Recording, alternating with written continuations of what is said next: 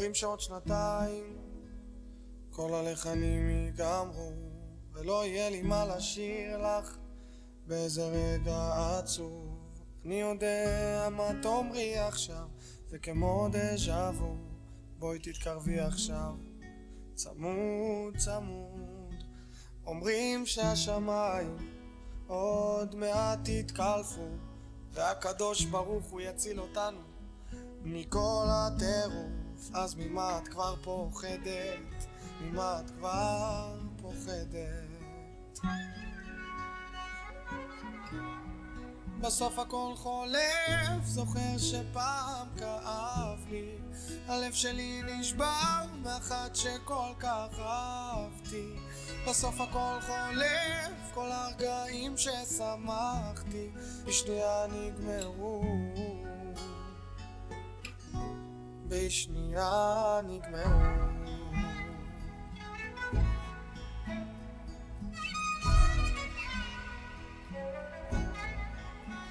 וחיילים חוזרים הביתה מהמפקד בסוף שבוע מטורף, אולי לאי בודד. יש אנשים שמתעסקים רק בלפחד כל החיים. את מגלגלת לך סיגריה ואומרת שדרך עיניים אדומות רואים יותר יפה, תראי בסוף.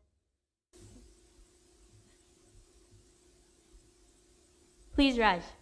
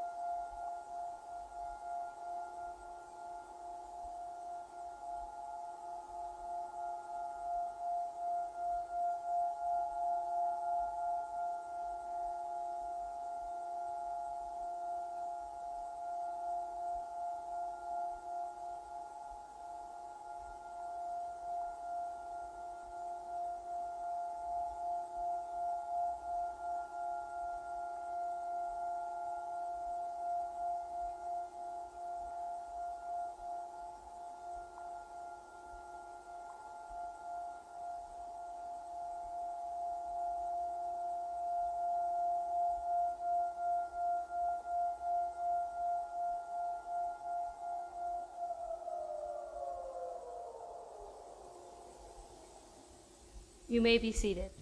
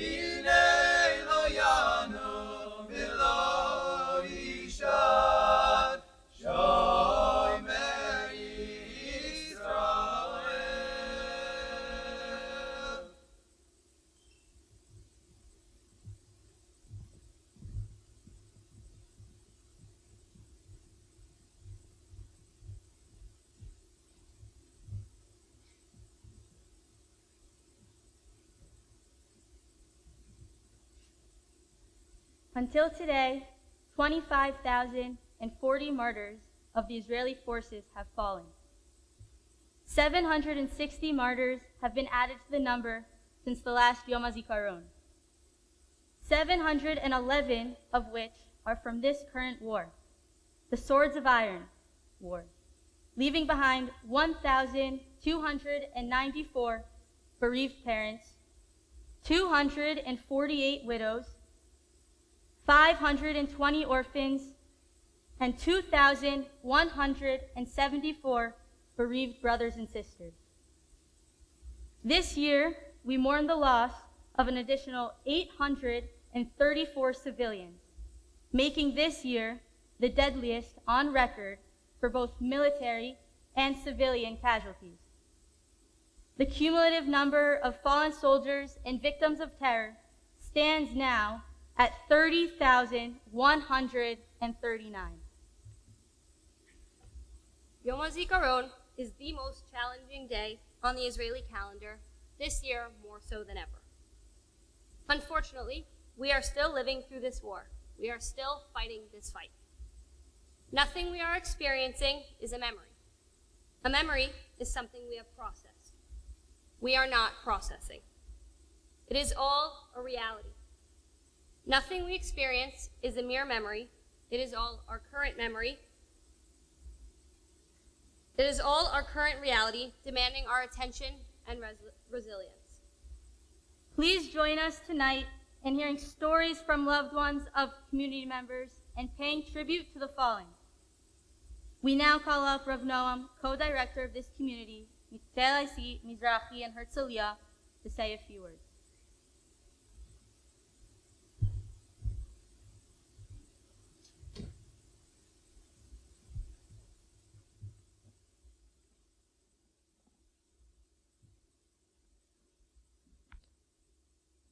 I want to share an idea to hopefully help us put this night and the coming days into context. I want to talk about our generation, us. In the last 7 months, our generation has been asking a version of questions that sadly earlier generations have also asked. Where is God in all of this? Why did so many people have to perish? Why so many sacrifices? Where is the promise of safety and flourishing in the land? Why is this so hard? What does the future hold? The Netziv, the 19th century European rabbi, Naftali Tzvi Yehuda Berlin, talks about the process of going into the land of Israel as a transitional process from a more comfortable existence in which God's guiding hands are visible, in which the supportive divine presence is felt, to a more rugged, challenging existence in which God's presence is understated, barely perceptible, even though it's there, perhaps even more than before. The people of Israel belong in the land of Israel. It's one of our central missions, and yet the message is that life is just more difficult once you cross the Jordan and start building and defending and living in the land. We need to remember this paradigm of entering the land. It isn't an easy project. Fulfilling our destiny as a people by living in the land comes with unimaginable hardship. This was true for our biblical ancestors, and it is true for our generation in ways that we never anticipated.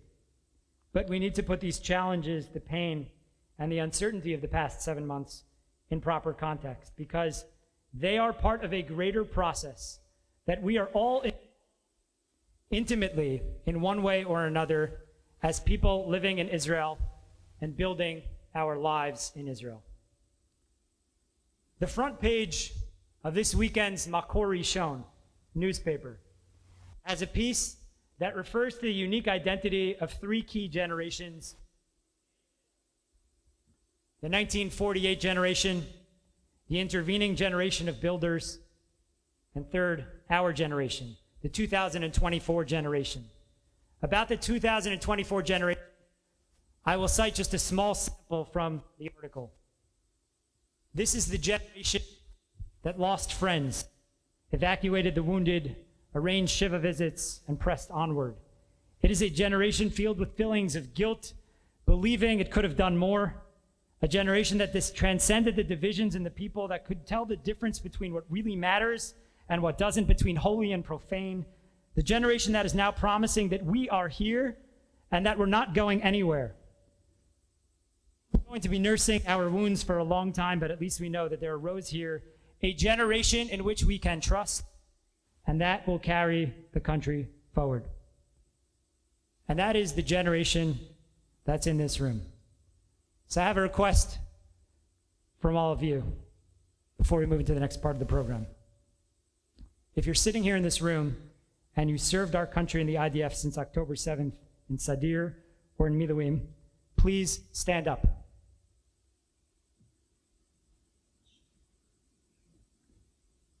You can stay standing. Don't sit down. Now, if you've served in the IDF or in Sherut Leumi at some point prior, please also stand up and join them. If you made Aliyah to this beautiful country, stand up and join us. If you're studying in university here, stand up, please. And if you plan to serve or plan to make Aliyah, please join us as well.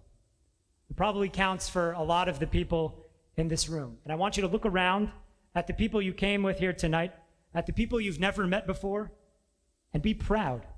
This is what makes me proud, and this is what gives me hope precisely in one of the darkest periods for our country and our people. It's unbelievable. You can be seated.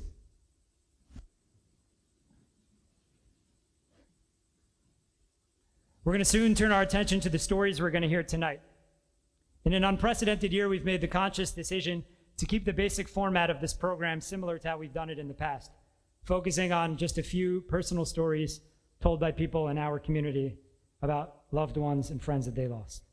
We focus on these few stories as a way to connect to Yom Hazikaron, understanding that they are just a few stories of far too many, of the fallen, of the wounded, of the many still sadly in captivity.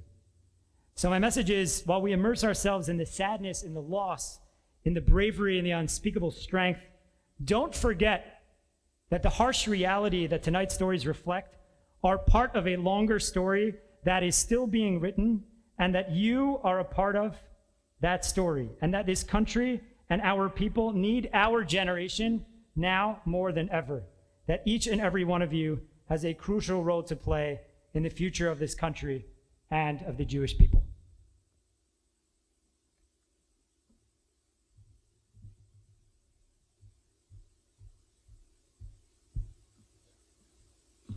We will now begin with two former lone soldiers and miluimnikim, Yair Slasky and Joe Block, who served in Sanchanim and Givati, leading us in the recitation of Tehillim Kuf Kof Aleph, Psalm 121, and Kal Maleh in memory of the fallen soldiers and victims of terror. Please rise.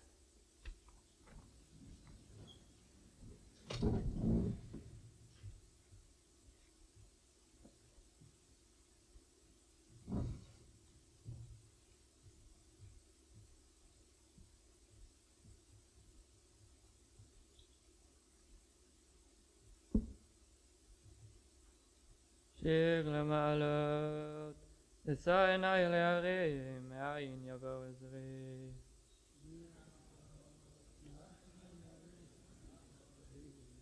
עזרי מעם אדוני, עושה שמיים וארץ.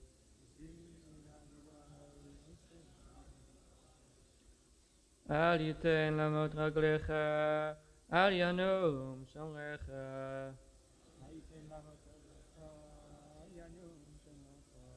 הנה לא ינום ולא יישן, שומר ישראל. אדוני שומרך, אדוני צילך על יד ימינך. יומם השמש לא יככה, וירח בלילה. אדוני ישמורך מכל רע, ישמור את נפשך. Adonai yishmor tzedcha u'borecha me'ata v'ad olam.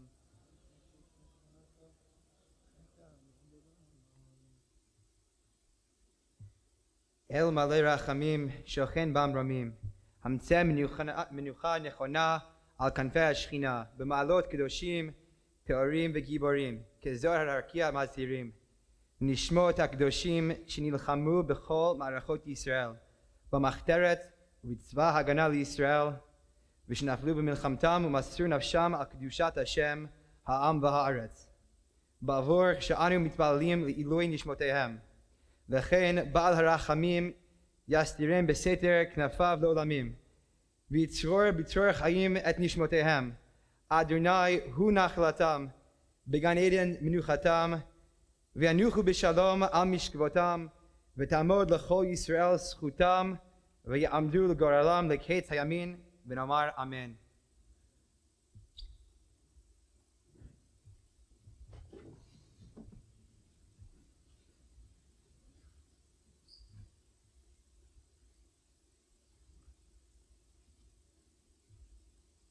Many members of our community are students or alumni of Reichman University. The university community has paid a heavy toll since October 7th, losing many soldiers, including Omri Ram, Liam Shrem, Major Benji Trekaninsky, Eli Nachman, Major Moshe Yedidia Leiter, David Schwartz, Dor Zimmel, and from the RIS, Staff Sergeant Omer Balva and Joseph Gittart, Zichronam Livracha. Reichman student Joe Gittart, Zichrono Livracha, who had made many friends in our community, wrote a moving letter before his death.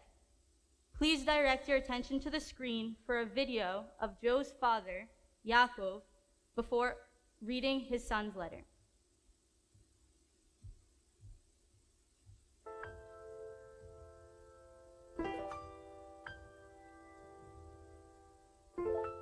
Dear Mom and Dad, I love you very much.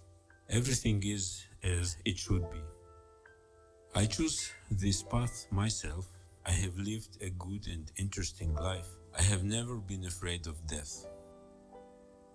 If there is no distinction in terms of the present moment between something that happened a minute ago and 10 years ago, then in 70 years there will be no difference in my death either. We live in a four-dimensional world, so all future events already exist, just as Moscow exists when we are in Israel. I've always been a bit surprised by the amount of importance people attribute to death. I could have stayed back and hidden, but that would go against everything I believe in and value, and who I consider myself to be. So I had no choice, and I would have made the same decision if I could choose again. I made the decision myself and carried it through to the end. I left with honor. For my people, I have no regrets. I love you very much, and I am proud that you are my parents. You have given me so much. I have had a very interesting, fulfilling, happy and unique life. My death only underscored that. I am absolutely contented that I have lived unique 25 years instead of 80 ordinary ones. I am not like everyone. I am stronger. Thanks to you, I am this way. It must be very painful for you, but you will get through this. I really wish for that. That's the most important thing for me. Both of you have many close people who will support you. Please find something positive in all of this. Take care of the grandchildren. Support Israel. I am okay.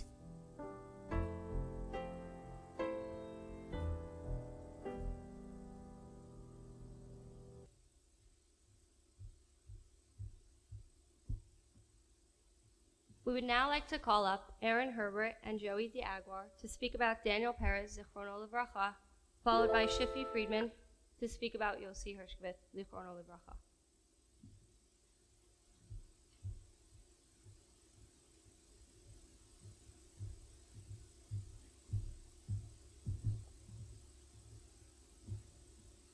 This year's Yom Hazikaron is especially tough for us all. With so many friends and family lost, we would like to share just one of these countless stories with you. Our friend Daniel Perez fell in battle on October 7th. Growing up together, Daniel was just one of us, a boy from South Africa who was passionate about life, his friends, and sport. He had an incredible determination, and he achieved anything he put his mind to. That's why you always wanted Daniel on your team, because he excelled at everything. I remember the first time he came to my house and played table tennis. It was his first time playing. I beat him, it was amazing. But he would come to my house for the next few weeks, every day for about 4 or 5 hours, just to play more table tennis. After that, he convinced his parents to get his own table. And just shortly afterwards, beating Daniel was a rarity once again. Yes, Daniel was a talented sportsman, but Daniel's real strength was his mental ability and focus. He always wanted to be the best. So if Daniel said he would do something, I bet all my money that he would do it to the best of his ability. It says in the book of Daniel ish chamuda. This couldn't be more true in his case. I met Daniel at the age of 10 years old on a Maccabi cricket tour to Cape Town. He was that one friend who always stole the attention without even knowing it, and was loved by everyone who met him. He was often up to mischief, but he always seemed to strike the perfect balance between being funny and kind, never rude or wavering from what he believed in. He had an incredible trait of being able to speak to anyone with his self-assured confidence and human touch, which is what I believe gave him his unique leadership abilities. On the cricket tour, we were given strict instructions to avoid the elevators of our hotel due to a shady group of Nigerians occupying the first floor. One evening, unsurprisingly, Daniel and I decided that the time had come for us to take the elevators to our room. To our shock, the elevator began to slow down as we neared the first floor. The doors slid open, and standing before us were 3 of the largest men we had ever seen. As they stepped in, the space within the elevator shrunk considerably. I remember my heart pounding, silently counting down the seconds until I could escape. But Daniel had. After a brief, tense silence, undeterred and fearlessly, Daniel turned to these big men and greeted them with a cheery, "How's it, guys? How are you?" In that moment, Daniel became the biggest man in the elevator. That encounter, in the first week of our friendship, revealed Daniel's incredible courage, warmth, and his spirit, one which was larger than life itself. After making Aliyah in 2014, Daniel hit the ground running socially, and he never looked back. It was pretty amazing. He could be fully South African 1 minute and fully Israeli the next, and just hop back and forth. I remember whenever we would come to visit, Daniel would just effortlessly bridge the gap between his Israeli friends and his South African friends, despite the language barrier. This was because Daniel was the common denominator. He had this incredible ability of connecting to everybody on their level. With one person, he would play chess with them every time he met them. The next person, he would be their running coach. The next person, he had discussed life ambitions. This is probably the reason why 20 of us claim to be his best friend. Being in Israel since 2020, we were lucky enough to have the privilege to spend a lot of time with Daniel these last few years. That year in 2020, Daniel tore his ACL while wakeboarding. It was his hobby at the time. He wanted to go to Sayeret Golani, and these dreams were over. He was told by the army he could not go to combat. But in classic Daniel fashion, he was not taking no for an answer. He kept liaising between the army and the doctors every day, going to physio 4 times a week, until he fought them to up his profile that he was able to join tanks. No one was surprised when he was announced the best soldier for multiple courses along the way to becoming an officer. But what we were surprised by was his new seriousness and maturity that the army provided him with. One which can be highlighted by a quote in his journal, saying, "Im lo ani, az mi." If not me, then who? This maturity transcended into all aspects of his life. The following times we spent together were always of real quality and depth. Clubbing became beers on the beach, PlayStation became a game of cards, and on his weekends off, when he could, he would come spend Shabbos with us. This always consisted of a meal with double the amount of food of our usual Shabbats, singing his favorite Sephardi songs, followed by a deep conversation until 3 a.m., when he would eventually fall asleep on the couch, his trademark Shabbos move. He was determined to fulfill his potential in the army, but also to bring out the potential of the soldiers in his tank, Tevet Perez. He kept a journal where he would write detailed reports about his soldiers, their strengths, their weaknesses, and how we planned to improve them as soldiers, but more importantly, how we could improve them as people. Daniel had an obsession with tanks. He would always speak about the intricacies of the tank for hours, but he prided himself on one thing that always stuck with us. The fact that if anything were to happen, he and his team, Tevet Perez, would be the first ones there defending Israel. We always gave him a bit of a hard time for thinking that he would be the first one there. But on the morning of October 7th, when the time called, this manifestation became a reality. Daniel, along with Tamar Leiblich, Zichrono Livracha, Itai Chen, Zichrono Livracha, and Matai Angrest, a current hostage, were all based on Nachal Oz, next to the Gaza border. Tevet Perez fought heroically for over 2 hours. We were told about Daniel's decision made during the battle. His tank was there for the first wave of terrorists at 6:30 a.m., and then again, just before 9 a.m., when the second terrorists came, they were the last line of defense. Daniel saw from afar the vast amount of Hamas terrorists infiltrating the border, each one with an AK-47 and RPG on their shoulder. He had the option of staying in his tank's position and shooting from afar, but without any hesitation and absolute clarity, Daniel went directly towards them, as it would be the most effective. The drone footage from where this battle took place tells an incredible story. For 6 minutes, which must have felt like an eternity, Tevet Perez fought on all fronts. Each tank member became their own commander, a trait that Daniel had instilled within them. The driver Matan began running over all the terrorists in front of them, evident by the spaghetti-like tracks left in the vicinity.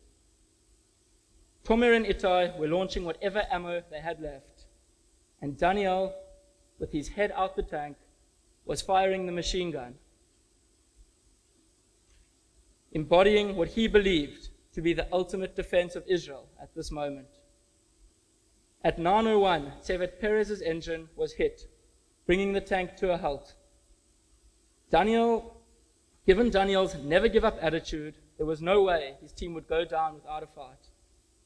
Daniel fought until his final breath, and his then lifeless body was taken hostage into Gaza, where it is still being held today.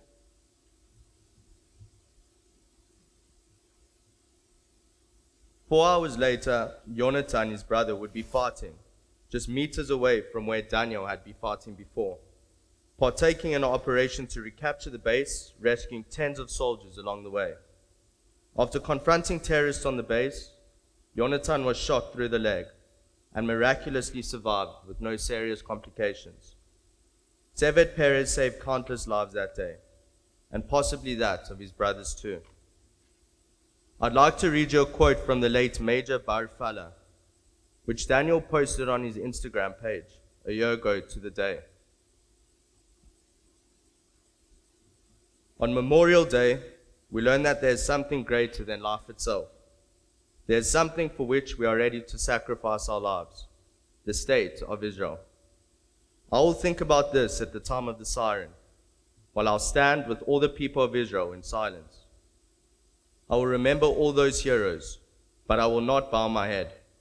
I will raise my head up with a pointed look at the flag, with a tense chest, with pride, because these are all my brothers, brave and daring, who in the moment of truth put aside all personal desires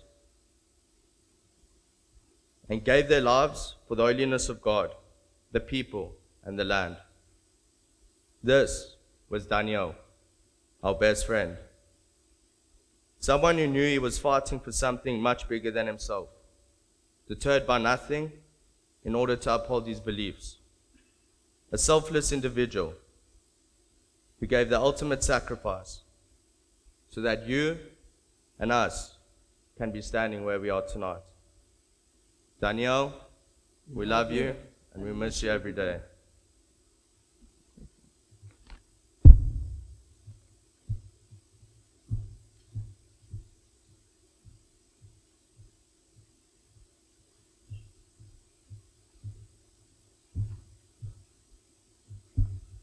About 10 years ago, I was teaching at SAR Academy in New York, and there was a special couple there on Shlichut who served as teachers in the middle school, Hadass and Yossi Hershkovitz.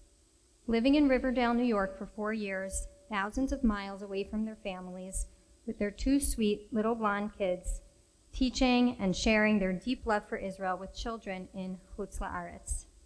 I always enjoyed schmoozing with them in the teacher's room or brainstorming lesson ideas. One task given to Hadass and Yossi as Israelis and middle school Jewish studies teachers was to plan the Tekes Yom Hazikaron. Their charge was to convey the seriousness of the day through music, words, and video, and it was always incredibly powerful and connected a community in Chutz La'aretz with reality of life in Israel. And now today I stand here and remember Yossi at such a tekes. Yossi was killed in battle this past November in Gaza. Yossi was a beloved father of 5, devoted husband, son, brother, musician, friend, learning partner, 44-year-old miluimnik, volunteer, teacher, and principal. A whole world, like each and every person we're remembering here tonight.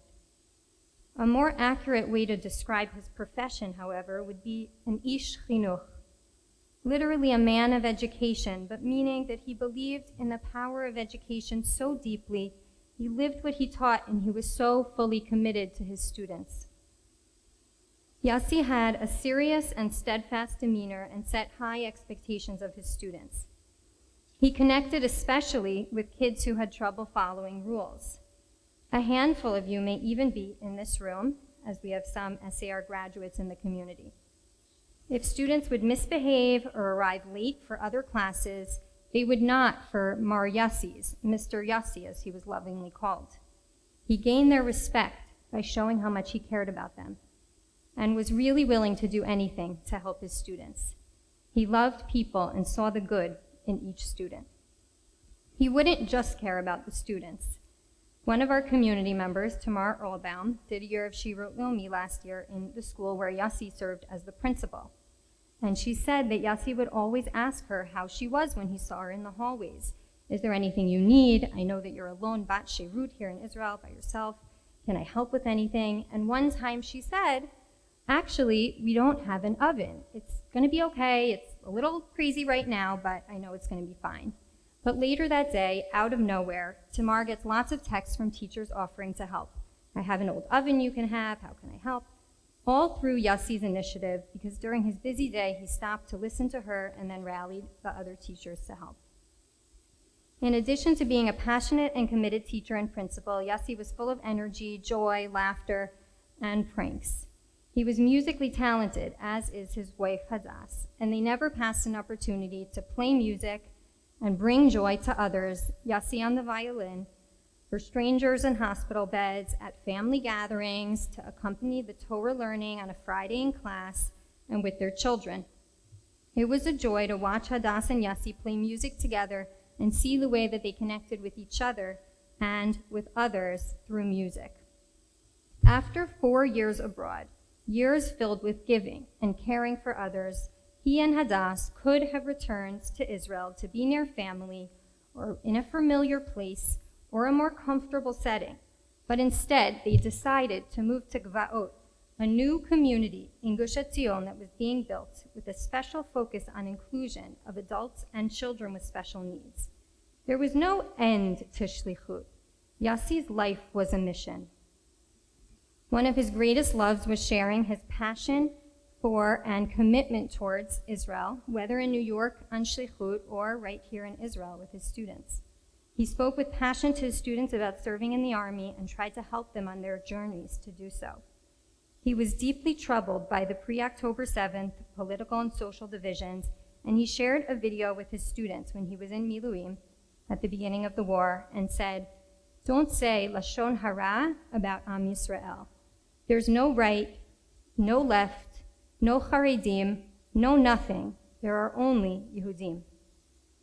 When the war broke out, it was clear to him that he'd served, even though at the age of 44 he was no longer required. Sharing their eulogies on Har Herzl, his children said that Yossi had brought his family to visit Har Herzl last year and said, "Everyone here is Giborim, heroes," and he insisted on going grave by grave, long after everyone else in the family was ready to move on, so that they would recognize each individual who sacrificed. Each person was important to him, each sacrifice was heroic. Now, Yossi, you rest among those Giborim. I'll end with a story that will introduce a special melody that our choir will perform momentarily. Golan Vach, the commander of an Israeli rescue unit and member of the famous musical Vach family, had been spending some time with Yossi's unit during his time in Gaza. He spoke to the Hershkovitz family when they were sitting Shiva for Yossi and told them the following story. "It was total darkness," Golan Vach said, "and suddenly someone was in the living room near us, and I hear him humming. I called out, 'Yos?' and he replied, 'Yes.' I asked him what he was humming, and he said it was a song that he sings to himself. I asked him if he had written the tune, and he said, 'Yes.' I asked him when, and he replied, 'When we started walking. Since then, I've been humming it to myself.' So I asked him to sing it. This was a very special moment when we were sitting there. It was total darkness, and he was sitting next to me and singing me the song. He sang it twice. He sang it once, and I asked him to sing it again. He sang it again, and I started humming along, and that was it. Yossi was killed soon after on Friday night, November 10th, along with several other soldiers in his unit." Vach continued, "I was sitting there by myself that Friday night, and amidst all the death, what upset me most was that I couldn't remember the song. And then at the funeral, I remembered it. And then at the Shiva, Golan Vach, with his guitar in hand, plays Yossi's soul-stirring tune for his family, a piece of Yossi from his last days on earth. His family since recorded it, as you'll see from the footage playing in the background, while you now listen to a live rendition. From Tehillim, chapter 23, Yossi saying, "Gam ki elech b'gates al mavet lo irara ki ata imadi." Though I walk through a valley of deepest darkness, I fear no harm, for you are with me. Ach tov v'chesed yirdafuni kol yemei chayai, v'shavti b'beit Adonai la'orech yamim. Only goodness and steadfast love shall pursue me all the days of my life, and I shall dwell in the house of God for many long years. Yehi zichro baruch.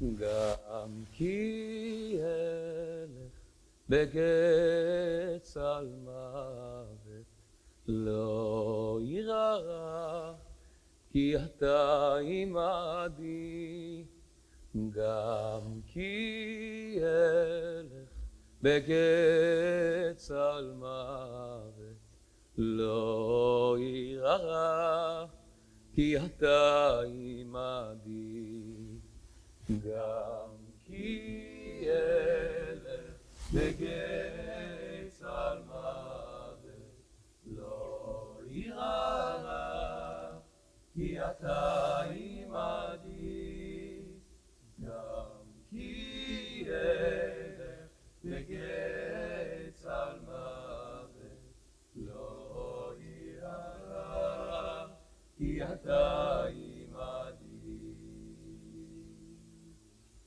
אך טוב החסד ירדפוני כל ימי חיי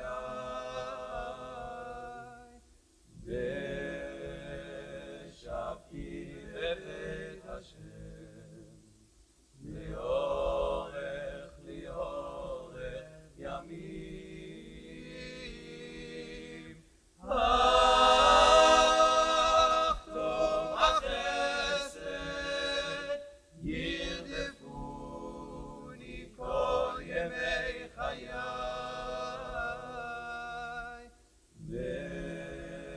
ושבתי בבית השם לאורך ימים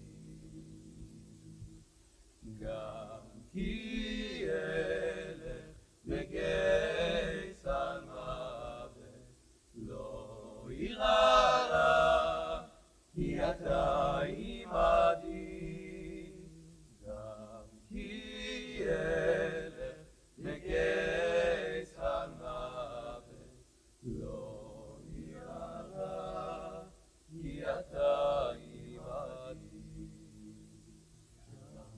כי אלך בגץ על מוות לא יירא כי אתה עמדי גם כי אלך בגץ על מוות לא יירא כי אתה עמדי אך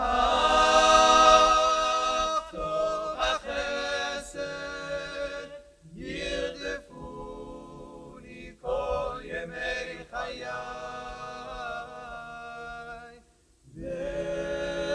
ושבתי בבית השם לאורך ימים אך טוב החסד ירדפוני כל ימי חיי ושבתי בבית השם לאורך ימים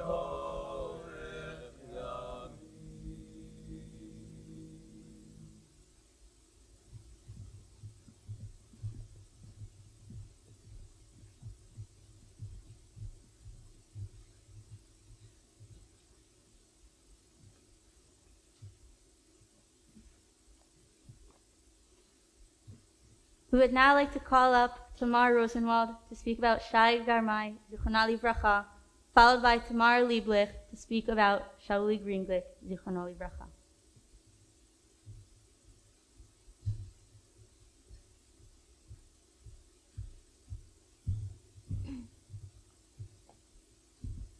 January 7th, 2024 is a date I will never forget. I remember it like it was yesterday. I woke up late and had to rush to work. No time to check my phone, not even scroll through Instagram. I got to the location that I had to be at for the day, and I was sitting in my car for a few minutes, so I started scrolling on social media. As soon as I opened up Instagram, I saw her face. Without reading anything, I understood what it meant. I went to go call some friends from the Pluga, and I saw that I had so many missed texts and calls from them. I could not believe my eyes. Shay was really gone. Shay Germay, Zichronah Levracha, was the daughter of Shlomo and Vera Germay, and sister to Dan, Itai, and Nili. Shay drafted to Magav in August of 2022. After finishing training, she was placed in Pluga Kaf Gimel in Jenin. Before Shay came to our Pluga, we were only a few girls. We barely knew each other and rarely spoke to each other during our free time. After Shay came, the dynamics changed for the better. Because we were so few girls in the Pluga, I had a room to myself, and it was great because I didn't really get along with the girls. All of a sudden, we got this new girl, Shay, and she was put in my room. I was frustrated that they put the new girl into the Pazamnik's room. Shay was quiet, we barely spoke, only to ask each other to shut off the light. We hated each other at the beginning, we just could not seem to get along. We couldn't see eye to eye, we did not understand one another. Our Pluga went into Imun, and Shay and I were again placed in the same room. At that point, we were at least able to hold a conversation, but we still didn't really get along. Though somehow, after Imun, when we got back to our base, we really started to bond. I guess because it was just me and her in our room, we didn't really have a choice if we wanted to survive the long weeks on base. And eventually, we became inseparable on base. Shay became my best friend. Every Sunday when I had to go back to base, it was a less depressing and dreadful day because I knew I would be seeing Shay and we'd have our Sunday cheese toast. She would constantly make fun of me for how plain I eat, me with just my bread and cheese, and Shay with all her spreads and dips and all the fun stuff. We would laugh and get through all the tough times together. She would always make sure to wake me up for the akbatzot because I would sleep with earplugs and sometimes I couldn't hear the siren. So, who was Shay? Shay was the girl who never spoke. She was always quiet and to herself, unless around her close friends. When I think of Shay, I think of this sentence. יש אנשים שמדברים בלי לעשות, ויש אנשים שעושים בלי לדבר. There are people who talk without doing, and there are people who do without talking. Shay was the latter. She always did the tedious, annoying stuff that had to be done before each mission without being told or asked. She never gloated, she never boasted. She did what had to be done so no one else would have to be burdened. She never complained, and she had the brightest smile you would ever see. You would walk into the Cheder Ochel after a long mission or mishmeret, and Shay's bright smile and laugh would instantly make you smile. Shay was quiet and reserved, but she was such a true and amazing friend. What I would give for her to slap me in the face to wake me up. What I would give to spend those extra 20 minutes with her after my shmirah ended and she switched me, just to spend some more time with her. After I got released, she and I were trying to figure out a time to meet up. It was hard because I started working right away and I had a super busy schedule, and she lived up north. We never figured out a time.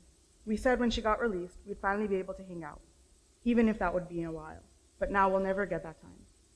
I'm so sorry, Shay, that I did not make that time for you. I'm so sorry that I never got to see you again. I'm so sorry that I never brought you that American candy that you wanted so badly. Shay taught me so much in the short time that I got to know her. She taught me humility, that it doesn't always have to be made known when you do a good deed. She taught me to do without talking. Shay taught me that even in the hardest of times, there's always something, even if it's small, that can brighten your day, or even just make you smile in that one small moment. I'll never forget you, Shay. I'll never forget those long, deep conversations that we had at night. I'll never forget how much you made me laugh, that I would be wheezing and couldn't catch my breath. I'll never forget you. You changed my life in ways I haven't yet found the words to express. You made me a better version of myself. I miss you so dearly every day. I tell everyone about you. I'm so sorry I couldn't see you after my release. I love you beyond words. I'm so sorry that you had to replace me in the Tzevet, that you took my place in that David. It should have been me that night. I have to believe so strongly that everything happens for a reason. God clearly missed you, and I don't blame him. At kol kach chasera lanu. I miss you now and forever, Shay. I hope I can help other people learn from you, even if they never had the privilege to meet you. Shusha sheli, אני מתגעגעת אלייך כל כך. הכאב רק ממשיך, והלב שלי נשבר כל יום מחדש. את תמיד תהיי חלק ממני, אני לעולם לא אשכח אותך. אני מנסה להיות חזקה בשבילך. אני אוהבת אותך כל כך, מלאכית שלנו. May you rest in peace, וזיכרונה לברכה.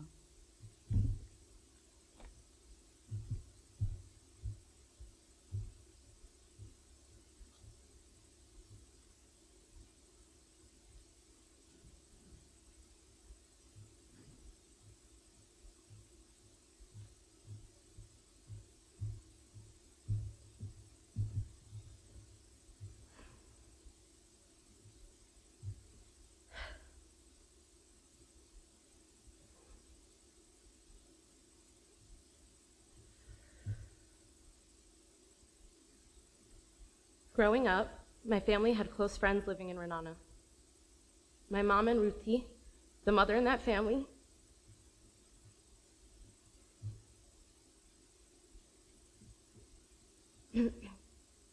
were counselors together on a summer program when they were in their early 20s that bonded them for life. Since then, on many holiday vacations, we would fly to Israel and spend time with them, go on Tehillim with them, and they would visit us in New Jersey, making us feel like family. Some of my earliest memories are with the Greenglick family, like when I was probably around 7 years old, watching Narnia with Shauli and his siblings. Upstairs,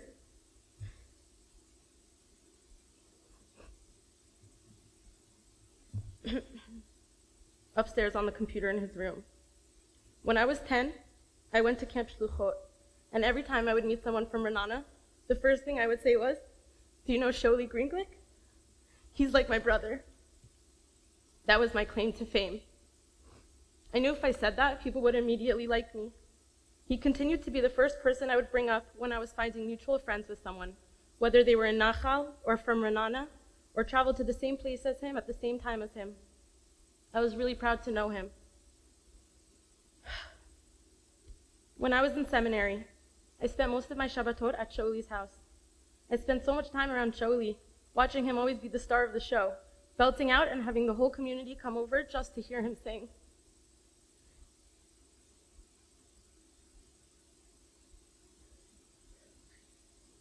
The Greenglick family have this comfort in their home of making anybody feel like a part of the family that walks in. Every time I was there for Shabbat, Shauli had friends just walking into the house at all times of the day. People just wanted to be around him. He was so fun to talk to. He could relate to anyone and was always interested in what people had to say and to share.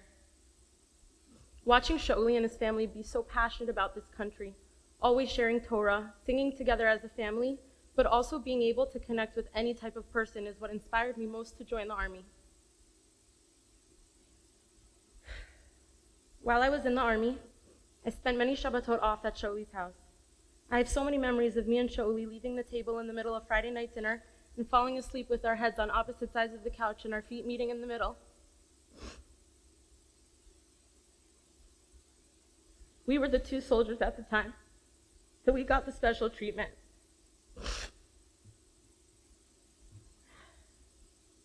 In the army, Shauli started off in pilot's course and moved to Nachal, where he became an officer. When Shauli finished his officer's course, I left my base and went to his Tekes Erev Yom. His family and I spent the hour before the Tekes eating schnitzel that Ruthie brought from home and taking pictures of everyone together. It was such a good feeling for me to be a part of their family. They are such a close family, and I felt so lucky that they welcomed me in.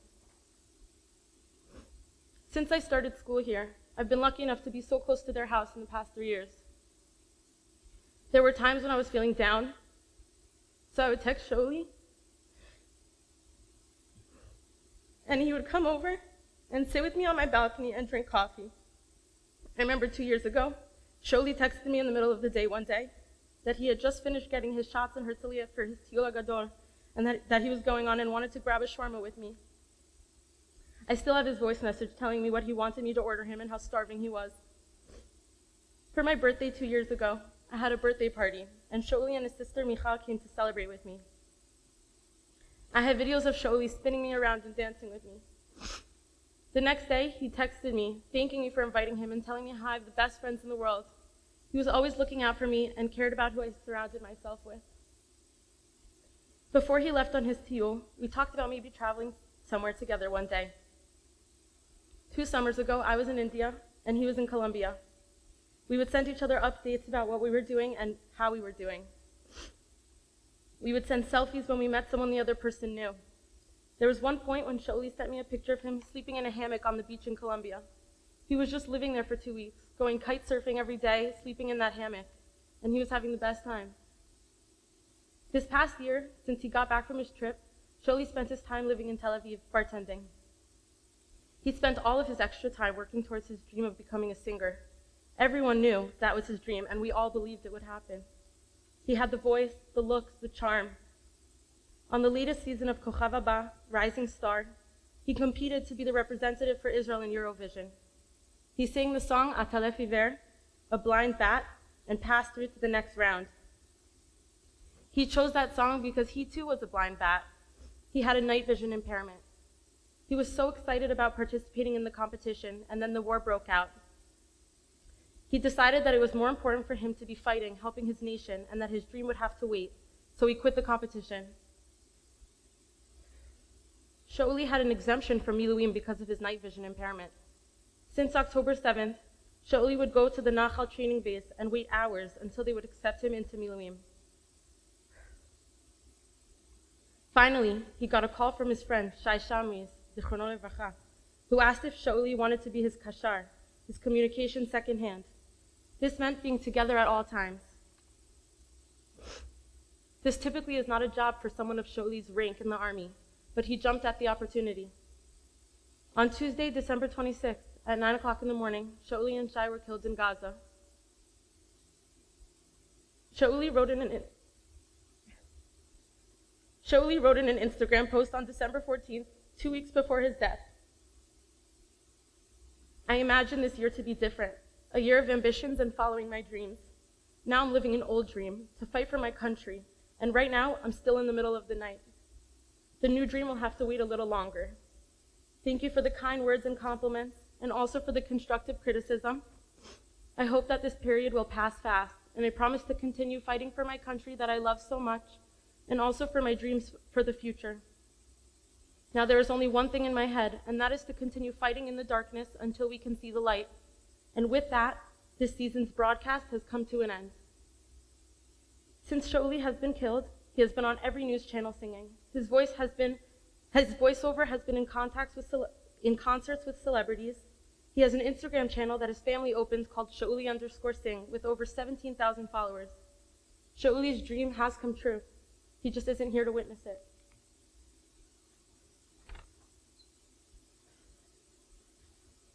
I think it's important to remember Shauli for his bravery and selflessness, how passionate he was for this country and our nation, how he always followed his dreams, how inclusive he was to other people, and his love of the Torah and the history of the Jewish people. I believe that he wouldn't have changed anything he did, and he would want for us to continue fighting in this darkness until we see the light.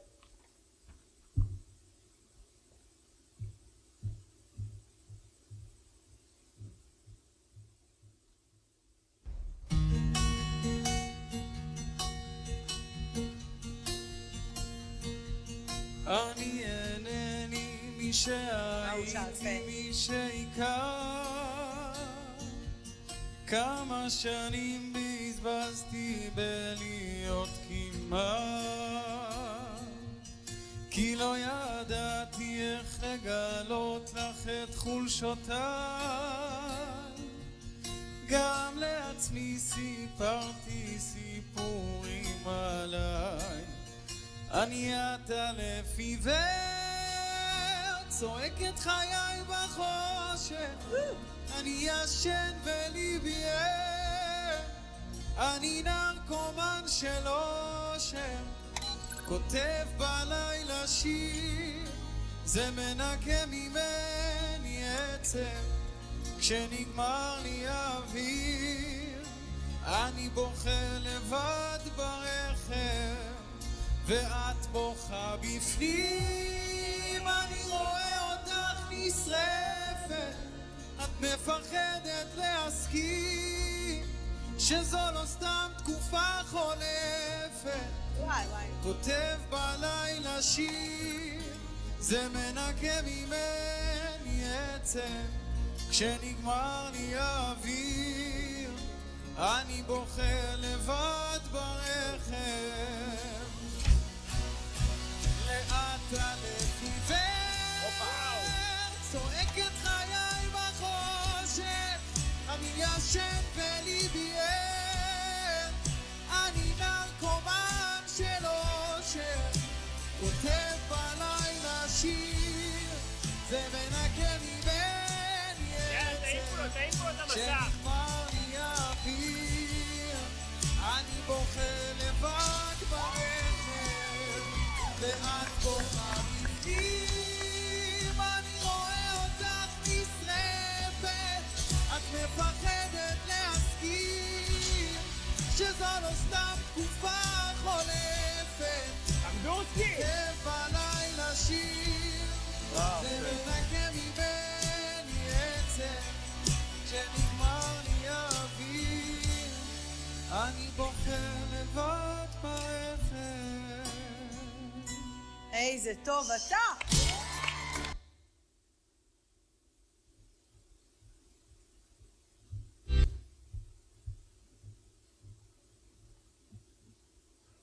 We would now like to call up Drew Silverman to speak about Binyamin Lev, Zichrono Livracha, followed by Matan Bauman to speak about Yisrael Sokol, Zichrono Livracha.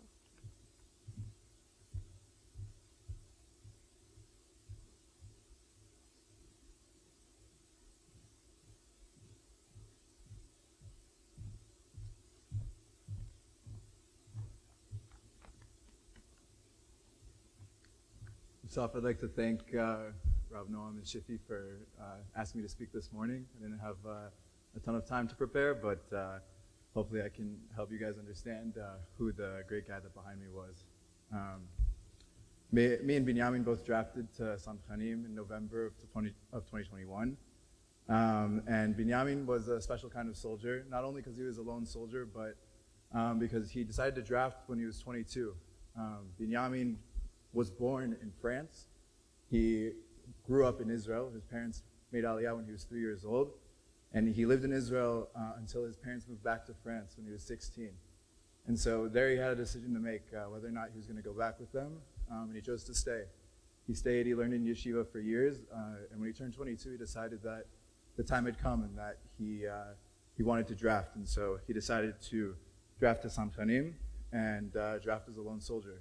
And so with all of that, it really was the first step in Binyamin's journey of doing the things that made him who he was, which was a guy who, we like to say, Omer Ma'at v'oseh harbeh, which was the tagline of our pluga, and it means someone who does a lot and says little. He was a selfless guy who wouldn't complain. You would give him a task to do, and he would do it. Binyamin was my partner, my tzemed, and I was a machine gunner, he was a sharpshooter. And so most of the time he doesn't have to be the partner of the machine gunner and carry all of my ammunition, but unfortunately the cards got shuffled in the way that he ended up in that position. So Binyamin, without complaining, he took the extra weight, he put it in his bag and went on forward. Binyamin was a guy who loved life, and he also loved to eat and to enjoy a good time. And I think a funny story that shows really who he was, one of our Shvot Shetach, we get off the bus, we walk I think 5 kilometers, and Binyamin's struggling. I see him next to me, and he's walking, he's huffing and puffing, and he's really having a tough time. We finish, we all sit down, we're all leaning back against our bags, and Binyamin opens up his bag. He pulls out a plastic bag. Inside the plastic bag, he's got 6 full cans of Coke. And we're all looking at him like he's crazy. He just cracks open a cold can of Coke and sits back and had a sip. He was really an exceptional sharpshooter. One of his tricks that he liked to do is when we were at the shooting range with the mitbachim, Binyamin would go up to a target from 50 meters out. He'd tape a shekel to the middle, go back, and with his M4, he was able to punch a hole through a shekel from 50 meters out. It was really an amazing sight to see. And so when the time came, on October 7th, I had recently been released, and my tzevit had 2 months left until the shichur. Binyamin had recently been engaged, and they were all getting ready to get released and start life. The time came. They were on Kav Jenin, just outside the city, and the Mempe came and said, there's balagan in the south, we need volunteers to go. We've got 9 seats in the car. And Binyamin, knowing that he was the best shooter in the whole tzevit, in the whole pluga, he stepped up, he volunteered. He made the selfless act of stepping up and getting in the car when they needed him. They drove down south and they entered into Kfar Aza. And there was a long battle. And Binyamin, while fighting, noticed that a separate chayal, a soldier from a completely different pluga, maybe a different unit, had gotten hit and had fallen And so Binyamin, in his selfless way, decided to run out from cover and save it. Unfortunately, when he ran out, that's when he took 2 bullets in the side. And so I think that's really exemplary of who he was as a person, that he died in saving others, and not only saving all of Israel from the wave of terror that came from Gaza on October 7th, but also trying to save a soldier that he didn't even know that fell next to him. And so I think a good story to talk about Binyamin as well is that a few months ago, we finally found a night, a Thursday night, where everyone from Meital was out of Gaza, wasn't in miluim, was able to come together and we have an Erev Yom. And so many of us, having been in and out of Gaza, in and out of the war, we were able to sit down and we looked to our left and to our right, and we noticed, in one way that Binyamin was missing, but in another way that he was there with all of us, because we'd all made it through this war, that after October 7th, not a single one of us, after all of the danger that we had been through, had, any injuries or anyone killed, Baruch Hashem. And so we really felt that, we felt Binyamin's presence on us and that he had been watching over us the whole time. Binyamin was a Chabadnik. His father is Rosh Yeshiva in France. And when Binyamin died during the Shiva, he explained to all of us that he had a mission and that he wanted to wrap 15,000 people with tefillin in honor of Binyamin. I'm proud to say that only a month or so after we started that campaign, we capped it off at 16,000 people. They wrapped with tefillin. People I know that wrapped for the first time in years that were able to fulfill that dream. And so it was really amazing to see how people are willing to put in and help bring closure to the family that had lost so much. I think the silver lining in that is that we've now been able to get to know Binyamin's family and get to know his fiance and the people around him that otherwise we might not have had the opportunity. And so with all of this, I thank you for listening, and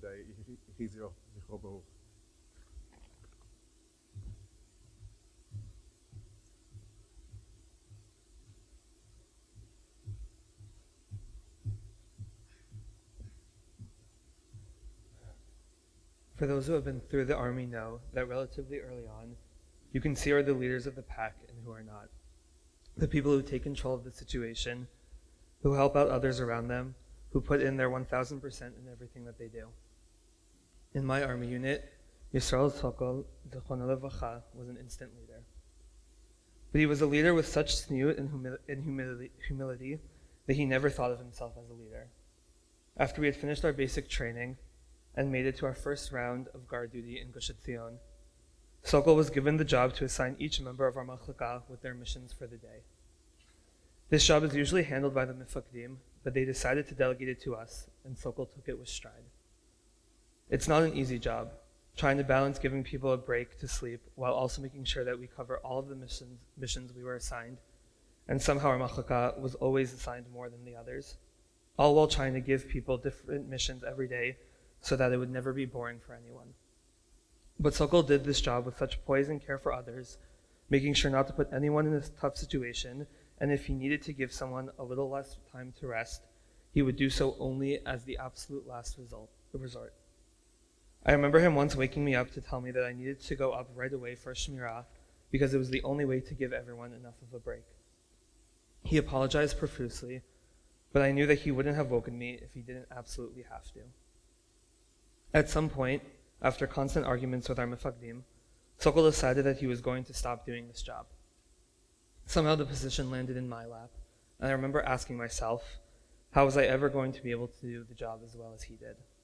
The way that he thought about everyone and their needs, often above his own, was incredibly admirable. He especially looked after us, Chayalim Bodedim, lone soldiers, as we navigated life here in Israel without our families. He invited us for Shabbatot, made sure we had food at home, explained to us things that we hadn't understood due to the language barrier, and he always had extra attention for us to make sure we were doing okay. During our second Pesach in the army, we were on lockdown on base due to the coronavirus.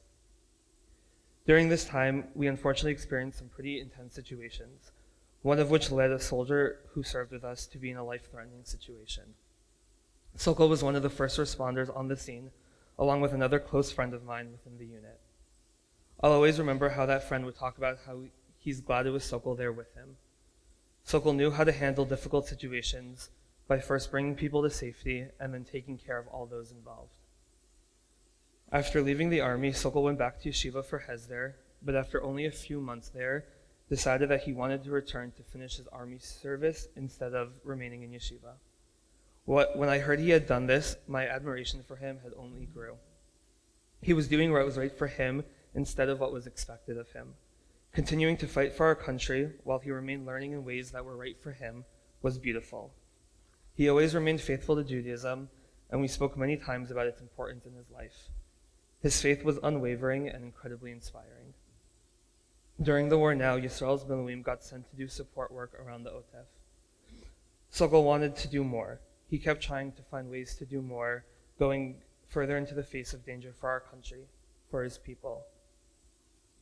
He couldn't just sit on the sidelines as he felt like he could do more and was needed for more. He was never able to find a way to move and remained with his initial unit. Unfortunately, on January 23rd, 2024, while sweeping out some houses a few hundred meters on the other side of the border, an explosive was set off that killed him and 20 other soldiers in his unit. It was an incredibly hard day for all of Am Yisrael, but for those of us who drafted together in March of 2019 to Givati, not only did we lose the light of Sokol, but another 5 brothers who had served with us. It's unfathomable to me that Sokol is no longer here with us. Over the last few years, we had not spoken so much, but knowing that he was always a quick phone call away gave me such comfort. I know how much some of the other lone soldiers who had served with me remained in close contact with him all the way to the end.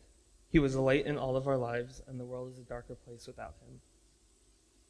The slogan that his family and friends chose for him to be remembered by after his passing is Omer ma'at ve'oseh harbe, say a little and do a lot. This is how Sokol lived his life in everything that he did. He did for others, cared for others, gave of himself to everything he set his sights on. Like how he showed me with his actions in the army how to be a leader and how to treat everyone with the utmost respect.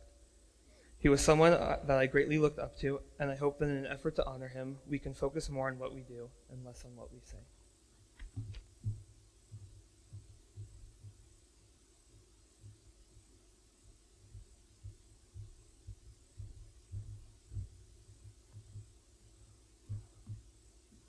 Over the next day, we are all taking on the responsibility to remember our fallen. This is a difficult time for the entire country, and taking the time to remember, commemorate, learn, and respect those who fell on Kiddush Hashem is what it means to be part of Am Yisrael and living in Eretz Yisrael. Tama Tekes. The Tekes is now over. As we close this part of the Tekes, the Museum of Memories will remain open. After the Tekes as well, there's going to be 2 shuttles, 2 trips for those who signed up. We recommend walking through and taking a moment to look into the Museum of Memories at the additional stories and pictures of our fallen throughout Israel's history. We will conclude now with the Mishaberach for the Chayalim and Atikva, followed by Maris. Please rise.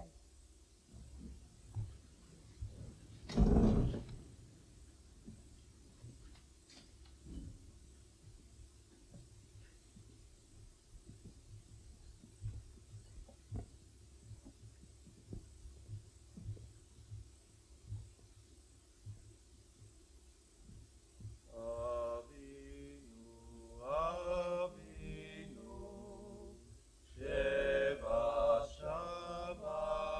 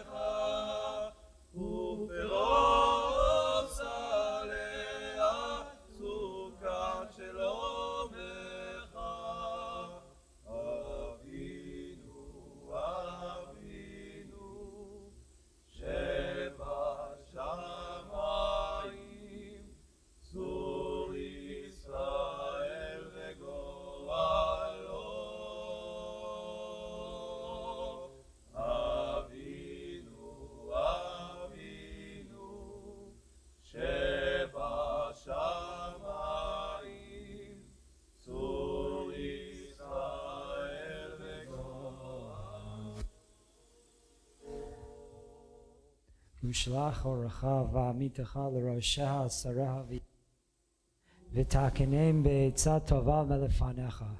חזק את ידי מגיני ארץ קודשנו והנחילם אלוהים.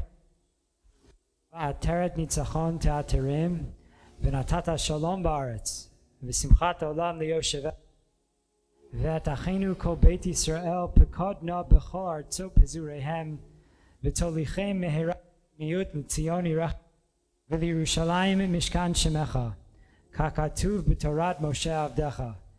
אם יהיה נידחך בקצה השמיים משם יקבצך אדוני אלוהיך שם והביאך אדוני אלוהיך אל הארץ אשר ירשו אבותיך וירשתה והרבך מאבותיך ומל אלוהיך את לבבך ואת לבב זרעך לאהבת אדוני אלוהיך ובכל נפשך למען חייך. הבאנו לאהבה וליראת שמור את כל דברי תורתך ושלח לנו מהרה בן דוד משיח צדקך לפדות מחקקי ישועתך. הופע בהדר גאון עוזך על כל יושבי תבל ארצך ויאמר כל אדוני אלוהי ישראל מלך ומלכותו בכל משלה אמן סלה.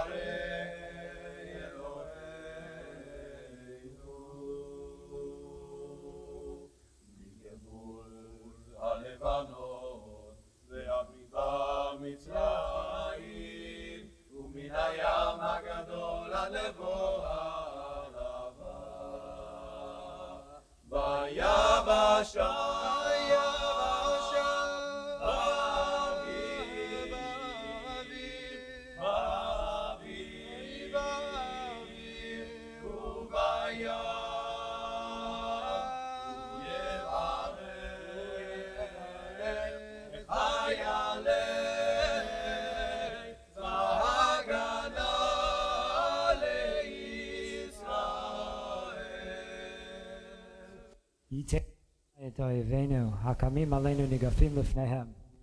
הקדוש ברוך הוא ישמור ויציל את חיילינו מכל צרה וצוקה ומכל נגע ומחלה, וישלח ברכה והצלחה בכל מעשיהם, ידבר שונאיהם תחתיהם, ויעטרם בכתר ישועה ובביטחון, ויקוים בהם הכתוב.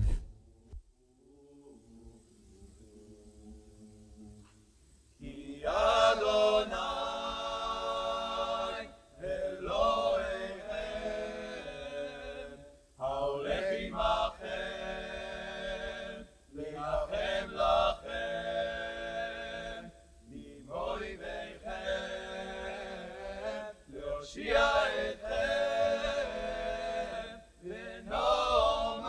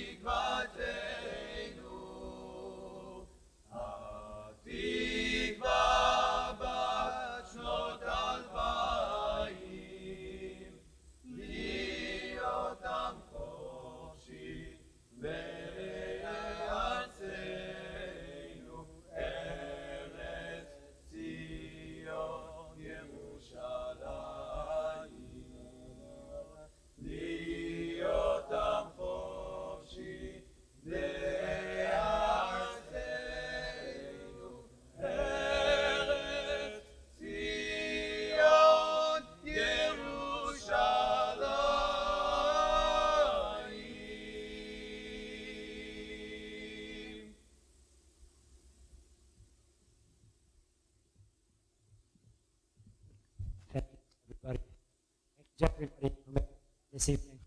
Thank you to everybody for being here. We're going to daven Mariv on this side of the room momentarily. The Museum of Memories is going to be open for anybody to peruse. Thank you, everyone, and Yehi Zichron Baruch.